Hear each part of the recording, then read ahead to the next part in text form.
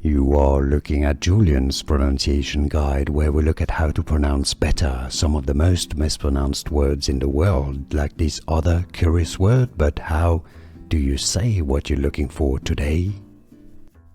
Let's look at how to pronounce those two words. They are different, they have different spelling, but the pronunciations are exactly the same. Pronounced in English as check. The top word comes from French, hence the curious spelling, but it's also pronounced as check. Here are more videos on how to pronounce more confusing words and names too many mispronounced. Like this video if you found it useful. I appreciate your support. I'll see you soon and thanks for watching.